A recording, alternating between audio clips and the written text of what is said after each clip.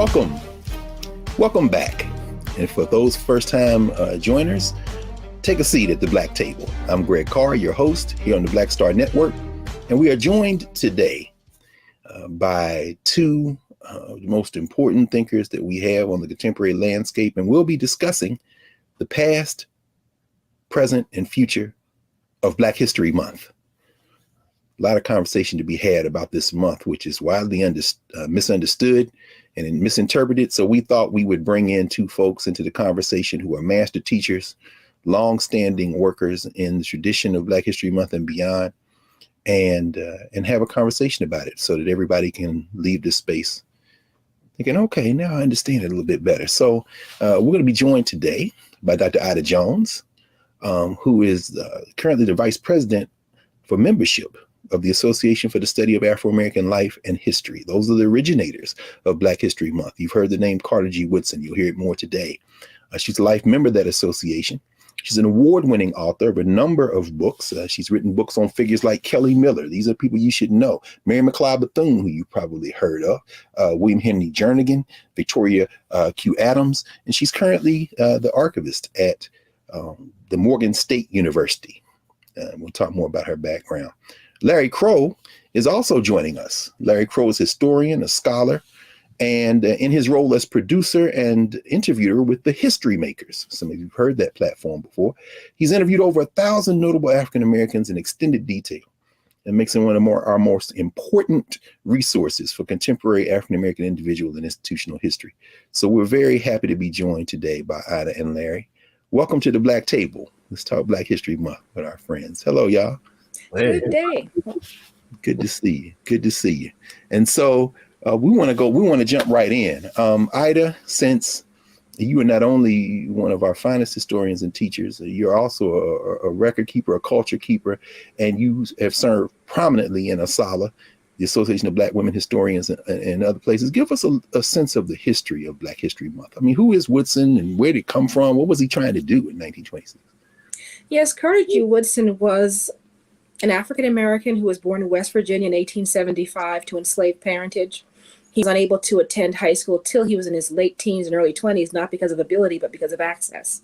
He had the pleasure of being able to engage his aunts, uncles, his parents about the enslavement of African people, and that impelled him to pursue an education, to also steward that memory and legacy of enslaved persons. And then he sought education to be the principal tool that he would use to dismantle the rising nature of Jim Crow and xenophobia, as well as just ugliness that African Americans had endured. He dedicates his life in finishing his PhD in 1912 at Harvard University, the only African American of enslaved parentage to do so, to actually really study the scientific, but also the beneficial nature of history. In 1915, during the birth of a nation that was screened, that was endorsed by the White House by the only president with a PhD in history, calling it History Written in Light, he refutes that and creates in Chicago the Association for the Study of Negro Life and History, which was a composite of medical trained persons, business persons, community persons to seek to use education within and throughout our culture as macro African people out to the mainstream people, to use that to kind of level the playing field. So over the course of the last 106 years, the association has continued to keep the torch of Woodson lit, to use education to dismantle the xenophobia and the ugliness that African people have been able to endure imposed upon them. Wow. So it started as a week in 26, right? And then it moves to a month? Yes, it starts in 1926. He builds a lot of products. He builds the Journal of Negro History in 1916. He's going to build out this idea of Negro History Week, which he selected to commemorate the birthdays of Abraham Lincoln and Frederick Douglass. So it wasn't that he chose the shortest month with the least amount of days, that kind of urban legend needs to be put to rest. I've tried to use garlic and a cross to kill that, but apparently it continues to flourish. No, that's not what it was. It was to commemorate both Abraham Lincoln and Frederick Douglass. And so that week does grow out of Omega Psi Phi, where he initiates that and incubates that into schools and churches throughout the course of the 20th century. By the 1970s now, and I'm sure Larry can give greater detail about that, it becomes a month in 1976 during the bicentennial year. And so that becomes a way in which the country is going to acknowledge African American history. What Woodson did believe was that it would eventually outlive its usefulness. He really was trying to be optimistic, that we would eventually be woven into the fabric of the culture. Unlike my man, Bishop Henry McNeil Turner, who became an Afro-pessimist, realizing that there's such a toxicity with whiteness that they will never integrate and never accept African people. And of course, John Henrik Clarke as well. So we now stand apart, but yet in concert with other things that have blossomed out of the African American Heritage Month series. We have Asian Pacific Islander Month, LGBT Month, all once again borrowing from Woodson's idea to celebrate the community in concert with, quote, the mainstream. That is remarkable that you gave us that whole panoramic scope. And I don't even want to interject. Larry, could you jump right in? I mean, I'd already set you up, man. She said you might know something about that. I mean, you're not old enough to remember Carter G. Woodson. Certainly none of us are. And both of y'all too young to remember any of this. But Larry, talk to us about it, man. How did you jump? How did you get involved with Asala and with this work? Well, of course, Carter G. Woodson died the year before I was born. I was born in 1949. Well, the year after I was born, 1950, yeah. But I was at Wright State University, and one of the teachers, one of the history professors from Central State, taught part-time at Wright State because the black students demanded it. It was, so it was Dr. Paul McStallworth, who was a member of Asala. And at that time they had, it was Paul McStallworth, Wilhelmina S. Robinson, the brother that wrote the, Reuben S. Weston, who wrote the book about American imperialism during the 1890s. He was there, and they had a nice contingent that they would take to Asala every year. So I kind of went along with them, from Wright State. Wright State paid for it. In fact, they actually put me on a flight from Dayton to Cincinnati in 1972, and Cincinnati's like 45 miles away. So I got on. That was one of my first plane rides, to the Asala conference at the hotel in Cincinnati. Now, and I was just amazed at the scope of research, the papers that are being presented, the detail. It was my first exposure to Asala or any really black conference about anything. And I was amazed. In those days, it was J. Rupert Picott, Andrew F. Brimmer was on the board, Raymond Pace Alexander, those kind of people. Benjamin Quarles was still alive. I met A. Philip Randolph. He was at a table. He stood up. He looked like he was 7 feet tall. He said, "How are you doing, young man?" I quaked. So Larry, were you? I mean, I'm thinking about it. Ida, we probably thinking the same thing. So many of these figures that we got a chance we read about, we study, we hear about. You actually rub shoulders with them. So were there any controversies as they moved from a week to a month? I mean, I know there was a Negro thing going on with like Rayford Logan and them cats, man. They didn't like that black word. I mean, was there any? Well, the year I started going, they did the name change, and I missed the fireworks. Basically, There were fireworks. Were the year before, I guess, and they decided to do it in Cincinnati in '72 to officially do it. So the board meeting, I wasn't at the board meeting. I think it was announced at the banquet. At the banquet I was at, that they had changed the name to the Association for African American Life and History. This is 1972. Then it was in '76. I was in Chicago. I was a member of the Institute of Positive Education at the time, a new member in the fall of '76, where they established Black History Month instead of Negro History Week. And at the time I was there, I was with Dr. Anderson Thompson and Harold Pace, who are members of the Association of African Historians, which they set up as a rival to the Chicago, I guess, Asala group, that they didn't have a lot of affinity for. And Actually, yeah. No, I was going to say that's a good place for us to pause. Let's take a break, and when we come back, I'm going to ask you to finish that thought, Larry, and then I'd have brought something up before we went on air about this whole moment of the late '60s, early '70s, and how these other associations and formations kind of split with, emerge from Asala, and in conversation around that very issue. So back in a moment with the Black Table on the Black Star Network.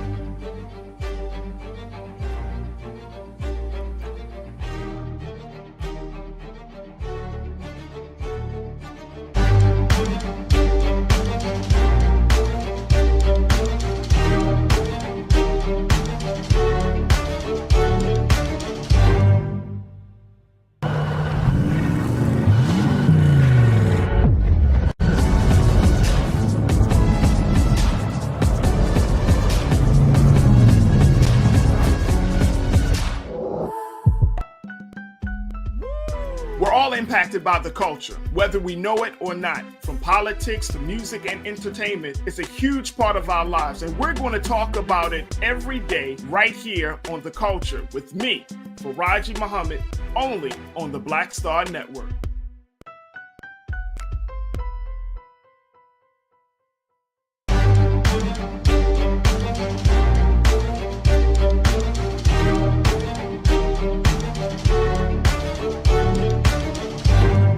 Welcome back to the Black Table. We are, when we left, Larry Crow and Ada Jones were leading us through a bit of the history of where the origins of Black History Month. And we are right at a moment now where we see a name change with the Association for the Study of Negro Life and History to Afro-American Life and History. And it's a very formative moment in the history of Black folk in the United States. So let's bring our folk back, our guests, Ada Jones and Larry Crow. Larry, you were saying you were there, and then Ada, if you don't mind coming in and maybe helping us think about what was going on that moment in terms of some of this intellectual fracturing and movement. Go ahead, Larry. You were saying. Yeah, I was saying that Anderson Thompson and Dr. Pates and others had established what they call Black Liberation Month, to be in place of African American History Month. That I saw, I saw value in African American History Month and Black History Month doing a month myself, but also, I understood what they were talking about. There was some tension, between some of our scholars in terms of whether we should. They thought that Sala was a little bit too conservative, in those days. Ida, what you think about that? I think he's hitting it on the head. At the same part, you're going to have a generation of young people, Rosalind Torborg Penn, who's going to craft the Association of Black Women Historians. She's going to garner support from Dorothy Porter Wesley, John Henry Clark, and Benjamin Quarles, because women had issue as well. Even her predecessors had issue because gender was also muted along the terms of being, quote, loyal to the race. So there's going to be generational kind of friction that's going to cause other organizations to spark. And then Dr. Leonard Jeffrey said in one of his interviews that ASCAC, and I believe Larry's wearing the sweatshirt with it, also somewhat came out of the association per se to form an organization that was concentrated on ancient and early African civilizations, not to dismiss the association, but say there's enough of an ocean of information that we can super concentrate in our particular subfields and then come together under an umbrella of the diaspora. And unfortunately, that has not happened as much as we would like it to happen, because we've had rifts in other organizations as well. But hopefully the 21st century, as we see the dilution of what is African and African American history and culture, that we need to coalesce and be allowed to stand apart from, but in concert with. And that's not because we're not letting anyone in, but we need to understand what the principal ask is of African people to understand themselves. It's interesting as y'all talking, it reminds me that some of the names you mentioned, Wilhelmina Robinson, Rupert Peacock, and to hear you, Ida, say that there were gender issues, and clearly they were there. And I reflect back, and you for a time, if memory serves me correctly, you helped edit, and certainly the Negro History Bulletin, or the Black History, now the Black History Bulletin. When I go back and look at those issues, I'm certainly, you can see the ideological, but a lot of what you're articulating in terms of this grand vision of global Blackness is in those documents. And so there's the African Heritage Studies Association. I mean, help us understand. I mean, people would say, well, why give it a month? Why not do it all year? But it seems that they were really doing that kind of work all year. Do either of you want to talk about, the work that these folk who were involved in ASALH, and not only ASALH, but these other formations, African Heritage Studies Association, so many others, were doing all year round? Because a lot of it seems to be in those pages. Well, when I was growing up, I would say there was, I got a glimpse of this. I found a copy of African Heroes and Heroines in the Fifth Street Carnegie Library here in Dayton, and took it home when I was about 11, I guess. But you would see trickling in as the 60s progressed, books like Russell Adams' Great Negroes, Past and Present, Afro-Am Publishers. They were doing the Black History calendars that the brother in Philadelphia did. Those kinds of things, and information was coming out, but it was not until 72 that I had any sense of the breadth and activity of ASALH, And folks, just so folks know, who wrote African Heroes and Heroines? Yeah, Woodson and Wesley, yeah. Woodson and Wesley goes back. Charles Wesley. Charles Wesley at the time was the president of Central State University, about 15 miles from here. Wow. And he was well known. He was a hero in this area. So, Ida, what about what your part of the world? You come out of Massachusetts. Are there roots there in terms of folk doing local history and community history and work? Adelaide Cromwell. She was an institution in and of herself, along with other African Americans who taught there as well. But just to kind of double back on this issue of whether it's 1 month a week or how we should celebrate, people really, once again, this urban legend that it's only the month, that was never the intention. Woodson sought to use that time period for the world to kind of concentrate on who we were. He didn't limit himself to that. He lived a monastic life, similar to yourself, Dr. Carr, ensconced in a nest of books and research, because it for him was literally his life's blood. It was religion, it was missionary, it was just his entire raison d'etre. So I don't think, and those people like Wesley and Logan and Green and even Lorraine Williams and some of the other women, Merce Tate, they also dedicated themselves relatively, if not 90-10, 60-40 to the idea of the race and eliminating this kind of misunderstanding of where we are on the records. So that was what he sought to do. And it wasn't sought to best anyone, which is the Western idea of how this is. It was an African idea that we all sit at the table of humanity as brothers, not as servant and master. And so that's very important for us to understand. And I'm actually working on a campaign to say, how do you ASALH? Do you do it 3? Because we have the February, September, December folks. But then we have these branches. Woodson also sought to create these branches which live out on the granular level in their cities and states, this idea of Black education, Black modeling, Black encouragement, Black mentoring. So all of what we're doing now with all these other organizations, he had that understanding. And even in his narrative, Mrs. Calvert and Mrs. Tate, who would be in their 100s plus if they were still living, talked about how he'd pass out lollipops and ice cream and invite them in to kind of look at what he had and engage them. They became school teachers in Washington, D.C., and they lived that example of mentoring and teaching passively and both directly. So that's always what Woodson had in mind. Could y'all talk some about, right in that vein, Ida, that you've opened for us, some of those heroes and heroines, some of those local folk? Because as you're talking, I'm thinking about, over the years, hearing both of you talk about that network, the Black church, the Black schools. I mean, looking in the Negro History Bulletin, how many children wrote articles and school teachers wrote articles. What was the importance of those Black institutions in forming this kind of army, for lack of a better term, to spread knowledge? And I love that idea, because I think it's the Ubuntu that we're talking about now, that it takes all of us, and there's no big I's and little U's. The idea of purging the westernized mindset that it's a vertical relationship where I'm on top because I'm the lettered professional and you are the quote proletariat listening to me talk, that was not what needed to be done. Everyone needed to be brought to some level of stewardship, first of all, that we're stewarding this. None of us are the beginning or the end of this. We're simply stewarding our time for those who are going to inherit it, to honor those who've gone before. So Woodson really clearly understood the idea of stewardship, but he also understood the idea of empowerment, that your story matters. Whether it's your parents or your nieces or even just you yourself, your story matters. So the idea of not just stewardship, but also that every story matters, and it encourages and empowers someone else to kind of live their full life. That's principally what his drive was, through these branches, through the school teachers, through the sororities, the fraternities, the Masonic lodges, the churches, all of these culturally organized groups is what was going on. So Negroes had institutions before we tried to integrate the white ones. This is shocking news. That's Woodson's revelation. That's Eureka, right? Let me say this too. Maybe a few things real quick. Back in the, I don't know where this starts. It's the kind of thing to say the first, you don't know what you're talking about, but we don't know. But back in the 19th century, we have Black people meeting around our history and culture when David Ruggles gathered people together, in New York, around his bookstore library and anti-slavery. But you have, like, going forward, you have like the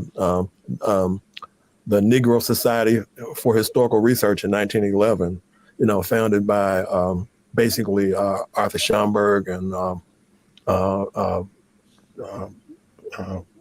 John Bruce with that? Yeah, John Edward Bruce, right. Yeah. In Yonkers, actually, where he lived in Yonkers, which is north of Harlem. But he establishes that in 1911, and that flourishes through the establishment of ASALH. Now here locally, I'm the branch historian for the Paul Laurence Dunbar branch of ASALH, which was founded by Margaret Peters, who was she wrote 2 curricula for the state of Ohio that were never used, Black history curricula. She was the sister of Wendell Peters, who we all know, who had the photographic memory, great mind, you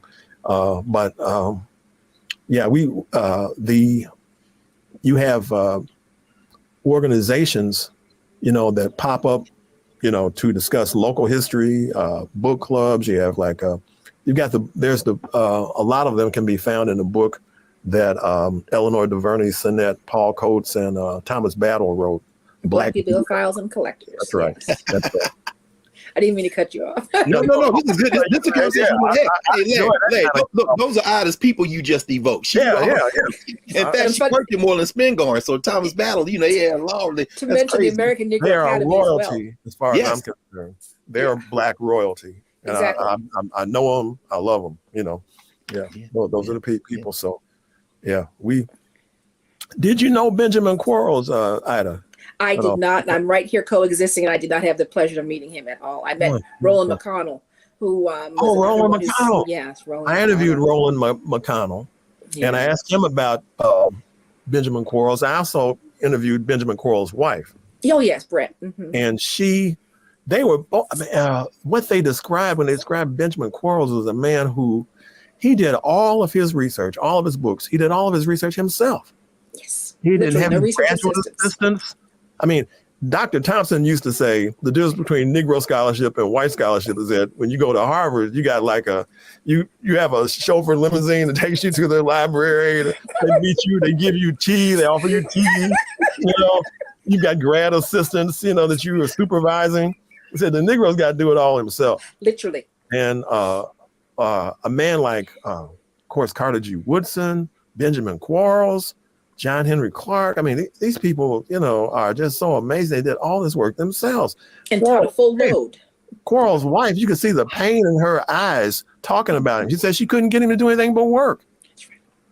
He was up all night, many nights writing. And she said at the library or something. And you could see the production, of Benjamin Quarles. I mean, it's just.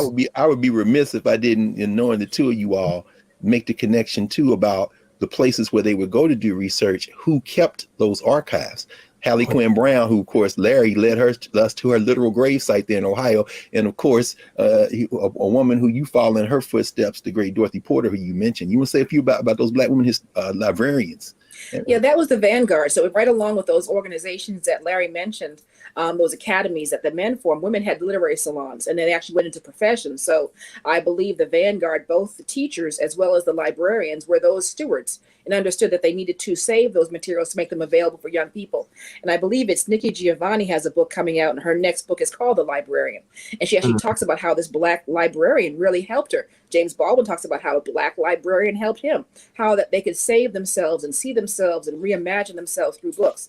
So it's very important to acknowledge the vanguard of our original stewards were the librarians and the church historians as well. Sometimes, always, often the elderly women who save everything and kind of curate that material for someone else to then now steward. So it wasn't hoarding, it wasn't not letting you have access, although I understand Dorothy was rather particular about who had access. Her card catalogs, where they try to change the name from Negro to Black, she told me herself. But other than that, the idea that knowing that there's going to be a tomorrow and that these things need to be here for that tomorrow. Okay. And that's profound. Well, we're going to take a momentary break, Larry, and then we're going to come right back on the other side of the black table. We'll continue to talk about the importance of these iconic figures, and also how in contemporary society, our young people in particular are often taught to engage in hero worship. And some might think that history stopped after Martin Luther King. But so when we come back, we're going to get right into the conversation of where we are today with Black History Month. So back in a moment, the Black Table.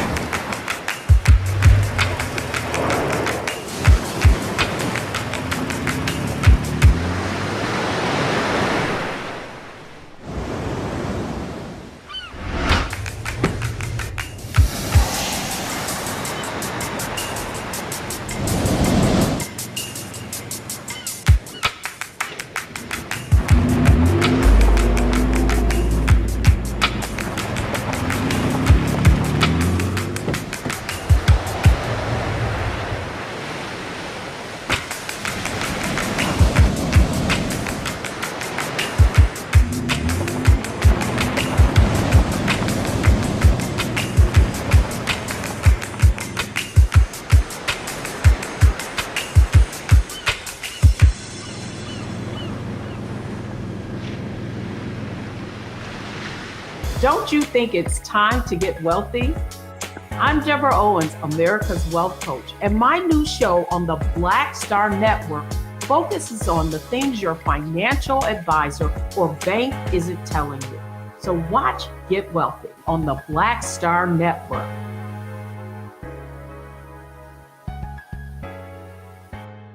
Folks, Black Star Network is here. Oh, no punches! I'm real revolutionary right now. Support this man, Black Media. He makes sure that our stories are told. Thank you for being the voice of Black America, Roland. Stay black. I love y'all. All momentum we have now, we have to keep this going. The video looks phenomenal. See, this difference between Black Star Network and Black-owned media and something like CNN. You can't be Black-owned media and be scared. It's time to be smart. Bring your eyeballs home. You dig?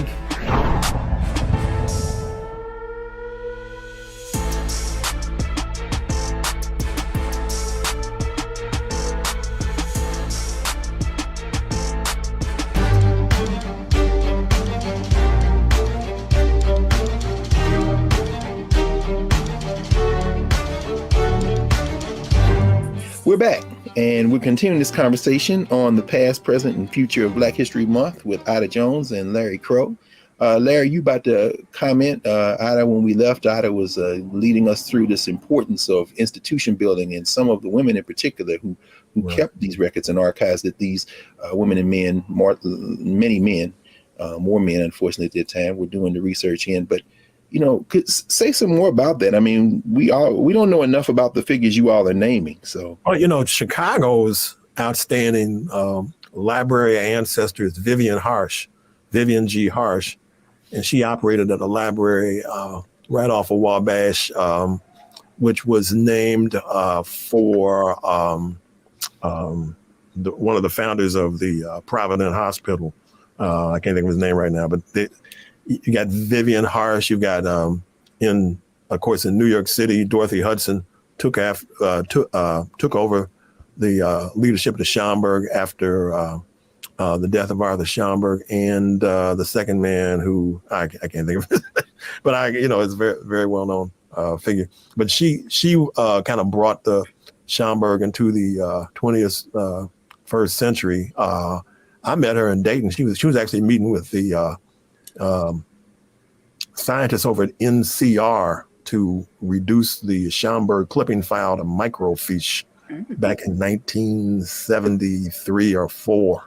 Wow. You met Jean Blackwell Hisson? Yeah. Jean and if memory serves correct, so now help me, Larry. I think you crossed paths when you lived in Chicago with the current Librarian of Congress, right? Did she work in some? Yes. Yeah. Carla Hayden. Yeah, she was a librarian at the Whitney Young. She was a children's librarian at Whitney Young, and I did Kwanzaa for her young charges there. And we also, I was there the day that Wally Amos came and gave cookies to everybody. You know, Amos.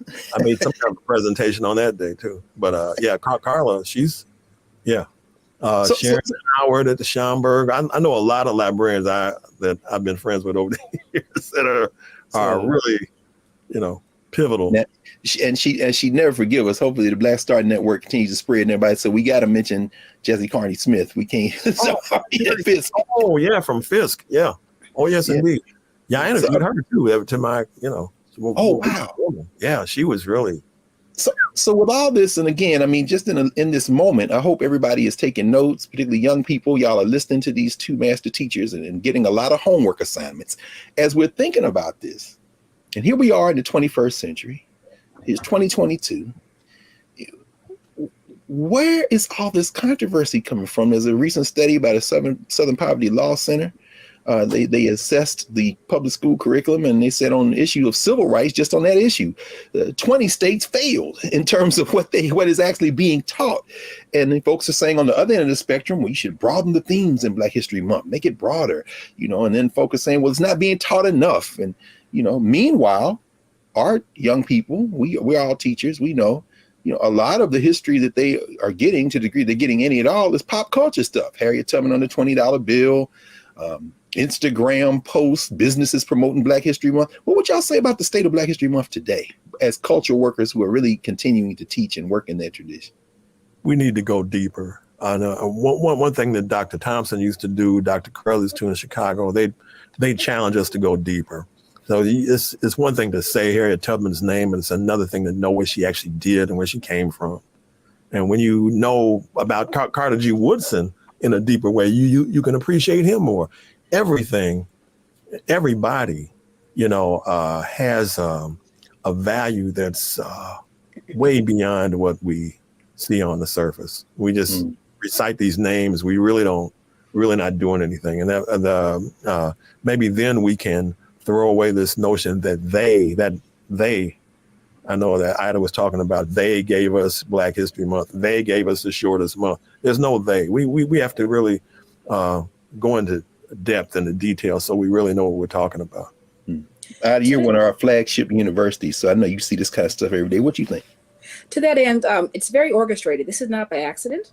I always tell my students, both the adult as well as collegiate, that history is intellectual nutrition.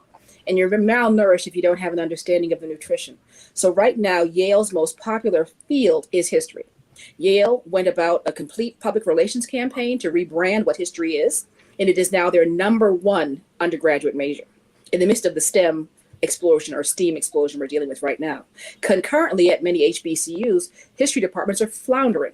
They're actually being understaffed, they're being overwhelmed, they're being undervalued and being slightly dismissed. So it's not by accident that this kind of behavior in the midst of a rather rising conservative tide is happening in the midst of where history is now becoming rather mute. So it's very intentional that people don't understand the concept. History is not names and dates, it's concepts and ideas that limit the circumference of your movement.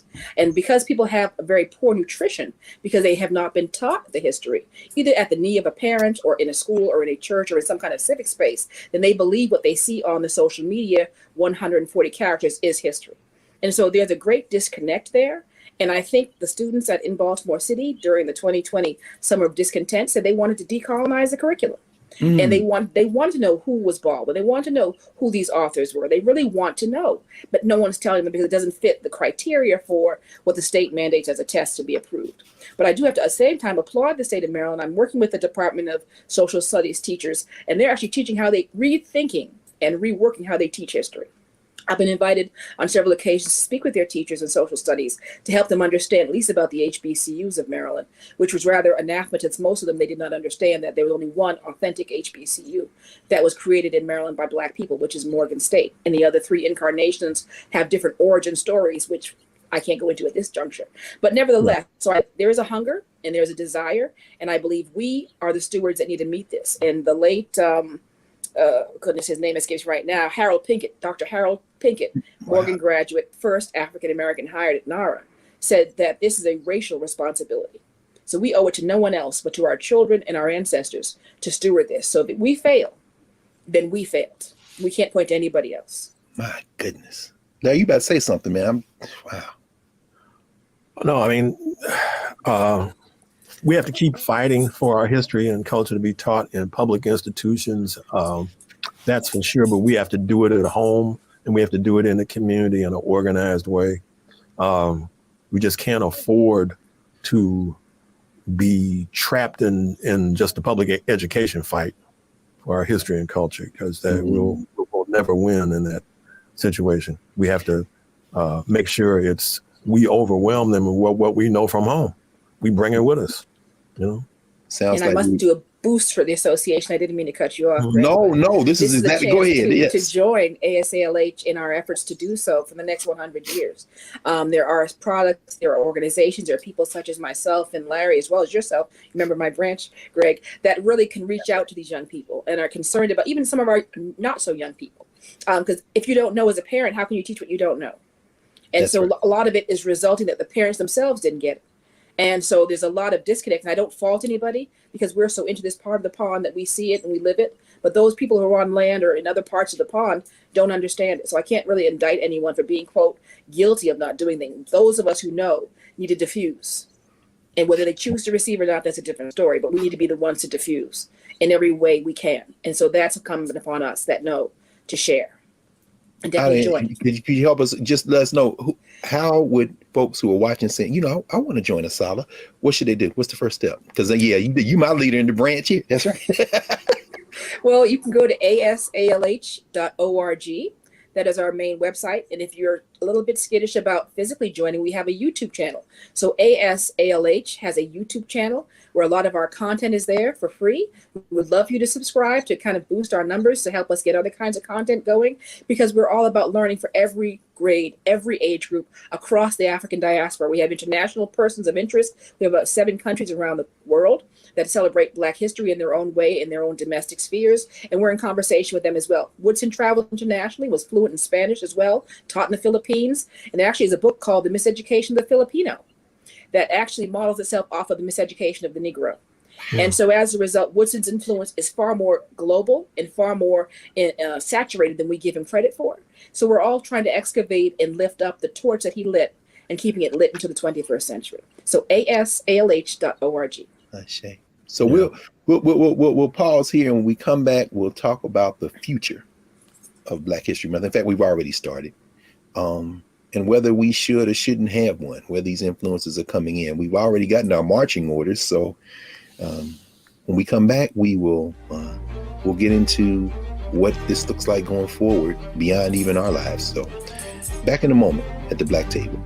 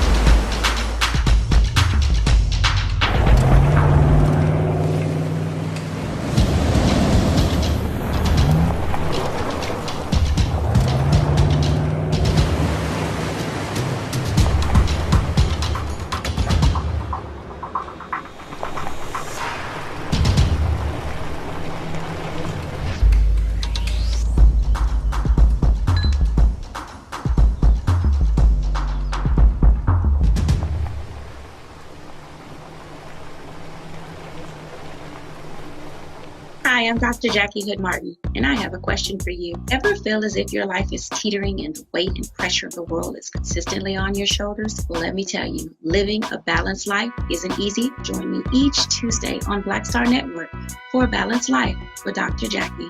We'll laugh together, cry together, pull ourselves together, and cheer each other on. So join me for new shows each Tuesday on Black Star Network, A Balanced Life with Dr. Jackie.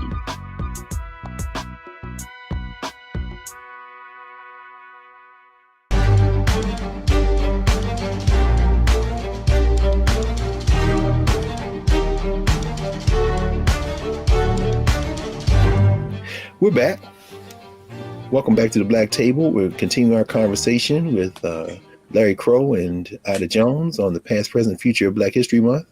We've covered a lot of ground in these few minutes. So I want to ask you both to kind of think about what Black History Month looks like perhaps going forward. All these quote unquote controversies, critical race theory and not teaching it, non-political stuff. And as you both were talking, it's very striking that in some ways, it seems like you all are advocating a return to what was working for us before the end of Jim Crow. I mean, these networks of institutions, home-based, church-based, sororities, fraternities, the Masons, the everyone, all these institutions.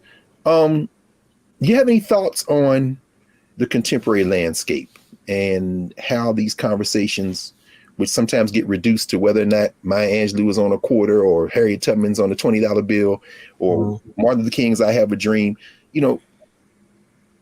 project forward. How do you see us continuing this struggle to kind of to tell our stories, to teach our truths and to help spread the word? Yeah, there's one of the things that concerns me, I think was expressed in that little short film that Brother Daryl Scott did years ago, was a part of, where Black youth were really embarrassed in school to be reminded that they were Black in a Black History Month program. This is something that, I mean, it's, but it's something that's real, that people are embarrassed because they think that somehow Black History Month is some kind of imposition from the system, or in fact, one of them asked, I mean, the fellow who's the documentary filmmaker asked the question and said, is there a Jewish History Month? But the answer is that there actually is. And Jews celebrate it. But we don't, they celebrate it mostly in their own venues, not so much, in the public school. So we have that kind of dynamic we're wrestling with. I think with our young people in particular, it's going to be a hard sell because they believe themselves post-racial. And this has been the kind of tea they've been sipping for quite some time, since the age of Obama in 2008.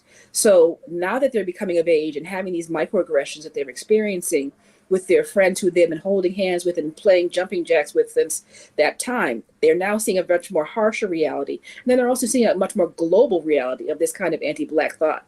So my discussion is to really have them understand, as Larry so eloquently said, there is a point where there needs to be a centralized ethnic understanding so that you can know who and how you are to then integrate fully with another person. When you are only knowing yourself in partial or in pieces, you don't even understand yourself or the richness of your heritage. And there's some issue with even being called African. I teach at a local Bible college, and one of the African students said he spoke to a coworker and said, well, African-American sister, I'm not African. I'm American, period. No qualifiers, no adjectives. So as a result, wrestling with this mindset of who and how we identify. Woodson understood that. The others had understood it in the 1970s when the name changed as well. Regardless of how you choose to self-identify, people will impose upon you certain qualifiers. And it would be behooving you to enrich yourself to understand where those qualifiers come from, so that you can then respond out of your intellect, not out of your gut reaction. Because right now there's so much gut reaction going on. That's why certain individuals are being able to be promoted and saying that this was no coup on January 6th and other kinds of misinformation like that, because people are responding out of gut, not out of their head. So there's a larger misinformation campaign, anti-intellectual campaign going on around the world. But we need to understand, for those of us who choose to, understand and be empowered by our history and our capacity to survive. And also the bicentennial birthday of Harriet Tubman is this year as well. So we want to say happy bicentennial birthday to Sister Tubman as well. Yes, Eastern Shore represent, no question. Man, in fact, we'll kind of close in a moment, but I'd be remiss if I didn't bring up that money issue one more time, because I've heard people on both sides of this issue. Either y'all feel strongly about having these two sisters on money thinking about the things that are like right there in front of her. Harriet Tubman and the debate on whether she should be on the $20 bill or not. And then of course, Maya Angelou has a quarter now. It's a small thing, but as you said, Ida, there's so much misinformation out there. Are those teachable moments? Are those points of entry? I don't know if you either way, as we work to getting the curriculum and getting the folk together and reconnecting to those solid spaces where we can do this stuff at home, do it in our community, that's everywhere. And then that's the thing they'll see on social media. And, but it's rather performative. It's performative because we're going to cyber currency. So we're actually going to a paperless currency anyway. So at some point, once again, like the Freedmen's Savings Bank, you're going to put Douglas at the end when this has already been losing for so many years before. So then the failure comes with the face of Blackness. So the idea of doing this is very performative. Hopefully they'll have a Black designer design it. I don't know. It's almost a moot issue at this juncture to know that even the fact that she was called currency is now being honored on currency really could cause some of us to really have an issue with that in terms of the medium through which she's being honored. So I'm ambivalent. That's powerful. That's but it's powerful. performative. I don't know the details. of how these historical figures became involved, but I would guess, because I interviewed a brother who was on the postal board in Los Angeles who pushed for the Kwanzaa stamp.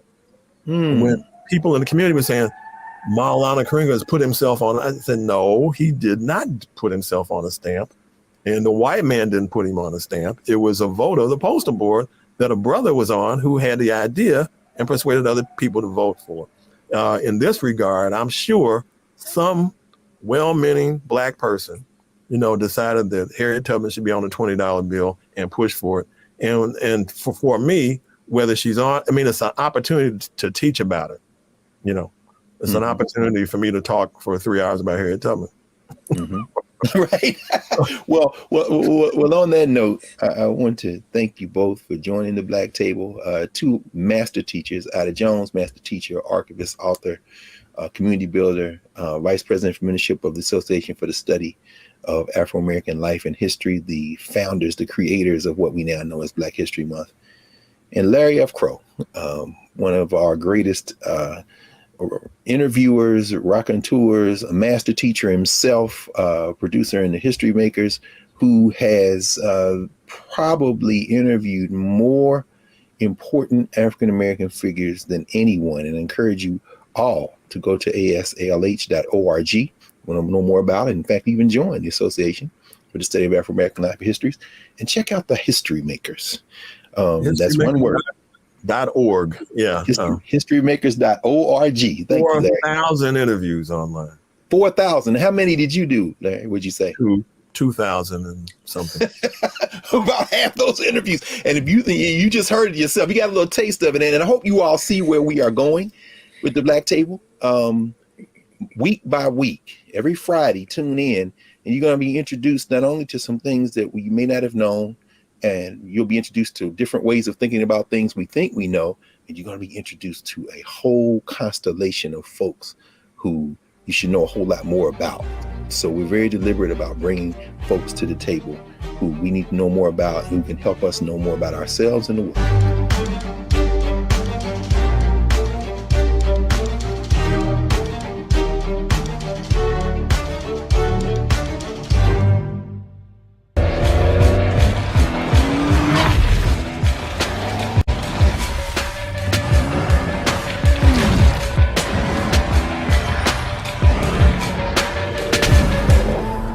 It's time to be smart.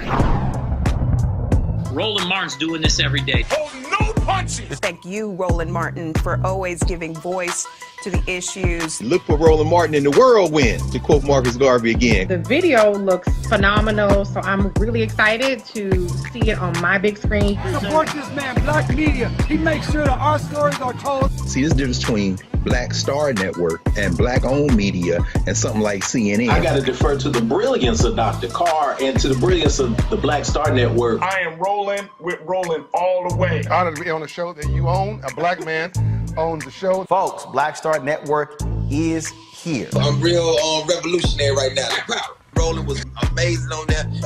I love y'all. I can't commend you enough about this platform that you've created for us to be able to share who we are, what we're doing in the world, and the impact that we're having. Let's be smart. Bring your eyeballs home. You can't be Black-owned media and be scared. You dig?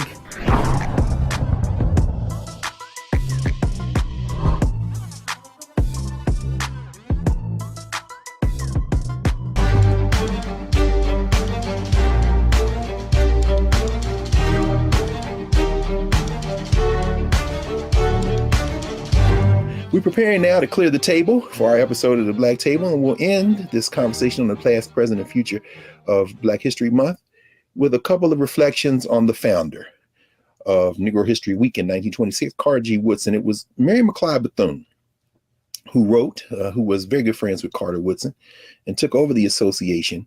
In fact, as Dr. Woodson passed in April 1950, in the May 1950 issue of the Negro History Bulletin, she said, I shall always believe in Carter Woodson. He helped me to maintain faith in myself. He gave me renewed confidence in the capacity of the race for development and in the capacity of my country for justice, for her own people and for all people. With the power of cumulative fact, he moved back the barriers and broadened our vision of the world and the world's vision of us. In speaking about Carter Woodson that same year, W.E.B. Du Bois said Carter Godwin Woodson, at the age of 71, made transition, illustrates what race prejudice can do to a human soul and also what it is powerless to prevent. I know of no one man who in a lifetime has unaided built up such a national celebration. Speaking of Negro History Week, and we will end finally clearing the table with the words of Carter G. Woodson, who reminded us in his last editorial before he made transition in April 1950 that Negro History Week, now Black History Month, is the week set aside by the Association for the Study of Negro Life and History for the purpose of emphasizing what has already been learned about the Negro during the year. Meaning February is when we celebrate and tabulate what we learned in January, in March, what we learned in July and August, what we learned at the beginning and the end of the school year and in the summertime. February is when we talk about what we learned all the year round, not the only time we talk about the subject. So with that in mind, we'll see you next time at the Black Table on the Black Star Network.